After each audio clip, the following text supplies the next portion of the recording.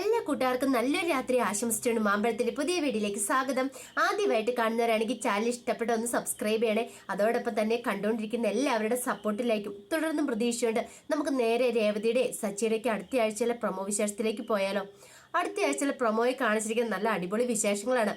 അങ്ങനെ രേവതി സച്ചിയും തമ്മിൽ കൂടുതൽ അടുത്തിടപെടുകയാണ്. രേവതിക്ക് സച്ചിയോട് ഇഷ്ടമൊക്കെ തോന്നി തുടങ്ങിയിട്ടുണ്ട്. അതിന്റെ വിശേഷങ്ങളും പിന്നീട് സുധിയെ പൊളിച്ചടുക്കുന്നുണ്ട് സച്ചി. അതിന്റെ വിശേഷങ്ങളൊക്കെയാണ് കാണാൻ പോകുന്നത്. രേവതിയോട് വളരെ മോശമായിട്ട് ചന്ദ്രമതി പെരുമാറി കഴിയുമ്പോഴത്തേനും രേവതിനെ രക്ഷിക്കാനായിട്ട് സച്ചി വരുന്നുണ്ട്. അപ്പൊ ആ വിശേഷങ്ങളൊക്കെയാണ് നമ്മൾ കാണാൻ പോകുന്ന പറഞ്ഞിട്ടുണ്ടെങ്കിൽ ഈ ആഴ്ച തന്നെ നമ്മൾ കണ്ടേന്ന് പറഞ്ഞിട്ടുണ്ടെങ്കിൽ സുധി അങ്ങനെ വീട്ടിലേക്ക് തിരിച്ചെത്തുവാണ്. പക്ഷെ സുധിയെ വീട്ടിൽ കയറ്റി പൊറപ്പിക്കാനായിട്ട് സച്ചിക്ക് ഒട്ടും ഇഷ്ടമില്ലായിരുന്നു. പക്ഷെ അവസാനം സുധിയുടെ നിവൃത്തികേട് കൊണ്ട് അങ്ങനെ വീട്ടിൽ കയറ്റുവാണ്. വീട്ടിൽ കയറ്റിയതിന് ശേഷം സുധിക്ക് ജോലി വേണമല്ലോ. അപ്പൊ സുധി ഇങ്ങനെ കുറെ സ്ഥലങ്ങളിൽ കൂടെ ജോലിയൊക്കെ അന്വേഷിച്ച് നടക്കുന്നുണ്ട്. അവസാനം സുധിക്ക് ഒരു കമ്പനിയിൽ ഒരു PA ആയിട്ടൊരു ജോലി കിട്ടുന്നുണ്ട്. ഒരു PA ആയിട്ട് ജോലി കിട്ടിക്കഴിഞ്ഞപ്പോൾ വലിയ നല്ല ശമ്പളമൊന്നുമല്ല, പക്ഷെ ഇപ്പൊ അത്യാവശ്യം പിടിച്ചു തന്നല്ലേ പറ്റുള്ളൂ. അങ്ങനെ അവൻ ആ ജോലിക്ക് പോവാണ്. അങ്ങനെ ആ ജോലിക്ക് പോകുന്ന സമയത്ത് അവിടെ വെച്ച് ശ്രുതിനെ കാണുന്നൊക്കെ ഉണ്ട്. ശ്രുതിനെ കണ്ടുമുട്ടി അവർ തമ്മിൽ പരിചയത്തിലൊക്കെ ആവുന്നുണ്ട്. അതിന്റെ വിശേഷങ്ങളും. പക്ഷെ ആ ജോലിക്ക് പോയിട്ട് വന്നു കഴിഞ്ഞപ്പോൾ സുധിക്ക് ആ പടം വല്ലാത്ത വിഷമായിരുന്നു. സുധി ഒരിക്കലും ആ ജോലിയിൽ കംഫർട്ടബിൾ ആയിരുന്നില്ല. അവന് ഒട്ടും ഇഷ്ടമില്ലായിരുന്നു ആ ജോലി ചെയ്യാനായിട്ട്.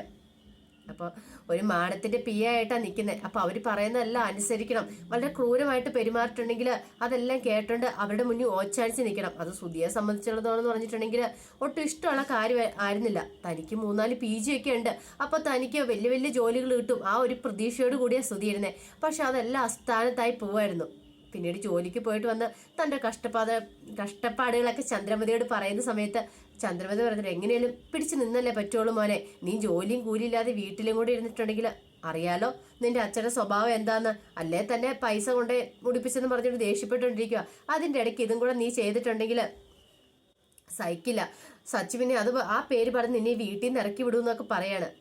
അതിനുശേഷം കാണിക്കുന്ന പറഞ്ഞിട്ടുണ്ടെങ്കിൽ സുധി ഇങ്ങനെ ജോലിയൊക്കെ കഴിഞ്ഞ് വന്നിരിക്കുന്ന സമയത്ത് ചന്ദ്രമതിക്കുള്ള ചായ ആയിട്ട് അങ്ങോട്ട് വരുന്നുണ്ട്. ആ സമയത്ത് ചന്ദ്രമതി പറഞ്ഞു എനിക്ക് മാത്രമേ ചായ ഉള്ളോ, ശ്രുതിക്കൊണ്ട് ചായ കൊടുക്കാൻ പറയണ്. രേവതി എന്നെ കൊണ്ട് പറ്റില്ല എന്ന് പറയണ. പറ്റില്ലേ? അതെന്നെ നിന്നെ കൊണ്ട് പറ്റിയാല് നീ ഈ വീട്ടിലാണ് നിൽക്കുന്നെങ്കിൽ ഞാൻ പറയുന്നതോട് അനുസരിച്ചാൽ മതി. മര്യാദയ്ക്ക് കൊണ്ടേ കൊടുക്കണേന്നൊക്കെ പറഞ്ഞിട്ട് ചന്ദ്രമതിയുടെ സ്വഭാവം അങ്ങോട്ട് മാറി. പഴയ ചന്ദ്രമതിയല്ല. ശ്രുതി വീട്ടിൽ കയറി കഴിഞ്ഞപ്പോഴത്തേനും ചന്ദ്രമതി ആളാകെ മാറി. രേവതി ഞാൻ കയറി ഭരിക്കാനായിട്ട് അങ്ങോട്ട് തുടങ്ങുവാണ്. രേവതിക്ക് ദേഷ്യം വന്നു. രേവതി മനസ്സോടെ എന്നിട്ട് അകത്തേക്ക് കയറി പോവാണ്. അകത്തേക്ക് കയറി ഉള്ള ചായയായിട്ട് ഇറങ്ങി വരുവാണ്. ഈ സമയത്താണ് നമ്മുടെ സച്ചി വരുന്ന വീട്ടിലേക്ക് കയറി. സച്ചി രേവതി ചായയായിട്ട് വരുന്ന കണ്ടു. രേവതിയുടെ മുഖം ശ്രദ്ധിച്ചു. രേവതിയോട് ചോദിച്ചു അല്ല ആർക്കാ ചായ? രേവതി ഒന്നും മിണ്ടിയില്ല. ചന്ദ്രമതി ഞാൻ അവളോട് ഒരു ഗ്ലാസ് ചായ എടുത്തോണ്ട് സുധിക്ക് കൊടുക്കാൻ പറഞ്ഞേ. അവള് ചായ എടുത്തുകൊണ്ട് കൊടുക്കുക അവൾക്ക് മടിയാണ് പോലും. പെട്ടെന്ന് സച്ചി ആ ചായ ഗ്ലാസ് ഇങ്ങ് എടുത്തു. പറഞ്ഞു നാണമില്ലേ എന്റെ ഭാര്യനെ കൊണ്ട് ചായ എടുത്ത് കുടിപ്പിക്കാനായിട്ട്. കതിർ മണ്ഡപത്തിൽ ഉപേക്ഷിച്ചിട്ട് പോയതാ അവളെ അവന്. എന്നിട്ട് പിന്നെ അവളുടെ കൈ കൊണ്ട് ചായ വേണം പോലും. എന്നിട്ട് സച്ചി പെട്ടെന്ന് ആ ചായ ഇങ്ങെടുത്ത് കുടിക്കണം. കൊള്ളാൻ രേവതി, നല്ല ടേസ്റ്റ് ഉണ്ട്, നല്ല അടിപൊളി ടേസ്റ്റ് ചായ.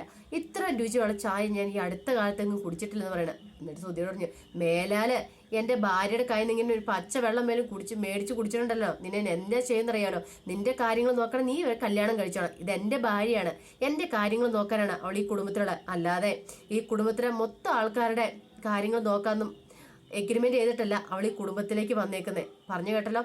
അമ്മയോടും കൂടെ ഞാൻ പറയുന്നത് മേലരിഞ്ഞ് അവളോട് സുധിക്ക് വേണ്ടി അത് ഇത് ചെയ്യുമെന്നും പറഞ്ഞുകൊണ്ട് ആജ്ഞാപിച്ചേക്കരുത്. ഇതെന്റെ അവസാന വാക്കാന്ന് പറയണം.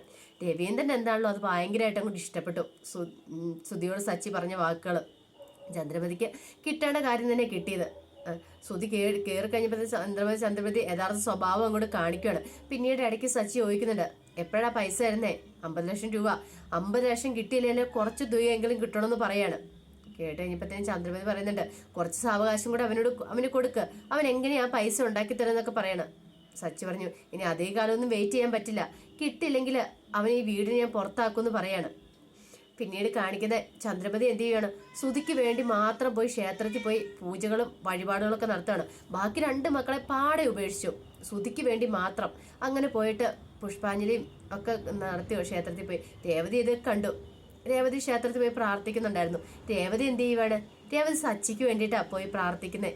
സച്ചിക്ക് വേണ്ടി പുഷ്പാഞ്ജലിയൊക്കെ പോയി കഴിപ്പിക്കുന്നുണ്ട്. അങ്ങനെ പുഷ്പാഞ്ജലിയെ കഴിപ്പിച്ച് വീട്ടിൽ വന്നപ്പോഴത്തേനും സച്ചി വീട്ടിലുണ്ടായിരുന്നു.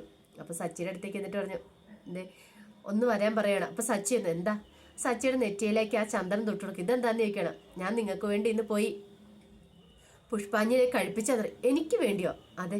എൻ്റെ ദൈവമേ, എനിക്ക് വേണ്ടിയിട്ട് ഇതിനു മുമ്പ് പുഷ്പാഞ്ജലിയെ കഴിപ്പിച്ചേക്കുന്ന എൻ്റെ അച്ഛന് അല്ലെങ്കിൽ എൻ്റെ അച്ഛമ്മ, അല്ലാതെ വേറെ ആരും കഴിപ്പിച്ചിട്ടില്ല എന്ന് പറയാണ്.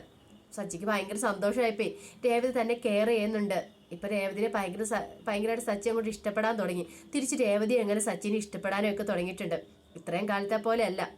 പിന്നീട് സച്ചി രേവതിയോടൊപ്പം ഇരുന്ന് പൂമാലയൊക്കെ കെട്ടുന്നുണ്ട്. പൂമാലയൊക്കെ കെട്ടുന്ന സമയത്ത് അടുത്ത് നിന്ന് സംസാരിക്കുകയും അങ്ങനെ കുറേ കാര്യങ്ങളൊക്കെ എന്നെ പറയുന്നൊക്കെ ഉണ്ട്. അതിൻ്റെ വിശേഷങ്ങളൊക്കെ കാണിക്കുന്നുണ്ട്. അതോടൊപ്പം തന്നെ ഇവരുടെ ഈ സ്നേഹം കണ്ടു കഴിഞ്ഞപ്പോഴത്തേനും ചന്ദ്രമതിക്ക് പിന്നെ ഇരിക്കപ്പുറത്ത് ഇല്ലായിരുന്നു. ചന്ദ്രമതി എന്ത് ചെയ്യുവാണ്? ചന്ദ്രമതി സുധിക്ക് പുതിയ കല്യാണാലോചനയൊക്കെ ആയിട്ട് ഇറങ്ങുവാണ്. സുധീനെ എത്രയും പെട്ടെന്ന് പിടിച്ച് കെട്ടിക്കണം. പക്ഷെ ഇത് അറിഞ്ഞു കഴിഞ്ഞപ്പോഴത്തേനും രവീന്ദ്രൻ എതിർക്കുക ചെയ്തേ.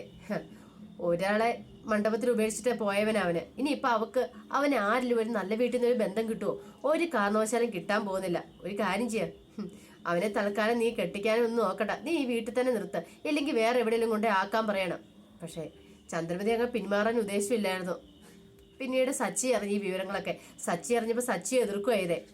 അവന് ഇപ്പം കല്യാണം കഴിക്കേണ്ട ആവശ്യമില്ല. അങ്ങനെ കല്യാണം കഴിക്കണമെന്നൊരു ചിന്തയുള്ളവനാണെങ്കിൽ അന്ന് രേവതിനെ കതിർമണ്ഡപത്തിൽ ഉപേക്ഷിച്ചിട്ട് അവന് പോയില്ലായിരുന്നൊക്കെ പറയാണ്. പിന്നെ രണ്ടും തീരുമാനിച്ചാണ് ചന്ദ്രമതി അങ്ങനെ ഇറങ്ങിത്തിരിക്കുന്നത്. അപ്പം അതിൻ്റെ വിശേഷങ്ങളൊക്കെയാണ് നമ്മൾ അടുത്ത ആഴ്ച കാണാൻ പോകുന്ന പറഞ്ഞിട്ടുണ്ടെങ്കിൽ, സുധി വന്നതോടുകൂടി ചന്ദ്രമതിയുടെ സ്വഭാവം മാറുന്നു. പിന്നീട് രേവതിയോട് വളരെ ക്രൂരമായിട്ട് പെരുമാറുന്നതൊക്കെയാണ്. പക്ഷെ രേവതി വിട്ടുകൊടുക്കാനായിട്ട് ഉദ്ദേശിച്ചിട്ടില്ല. രേവതിക്ക് സുധിനെ കാണുമ്പോൾ തന്നെ ദേഷ്യമായിരുന്നു. തന്നെ അന്ന് ഉപേക്ഷിച്ചിട്ട് പോയതിലൂടെ സുധിയുടെ മുഖം ഓർക്കുമ്പോൾ തന്നെ രേവതിക്ക് ദേഷ്യം വരുന്നേ. അങ്ങനെ അതിൻ്റെ വിശേഷങ്ങളൊക്കെ കാണാൻ പോകുന്നത്. ആ വിശേഷങ്ങളൊക്കെ നമുക്ക് എല്ലാവർക്കും കാത്തിരിക്കാം കേട്ടോ. ഒരിക്കൽ കൂടി എല്ലാവർക്കും നല്ലൊരു രാത്രി ആശംസിച്ചുകൊണ്ട് നിർത്തുന്നു. നന്ദി.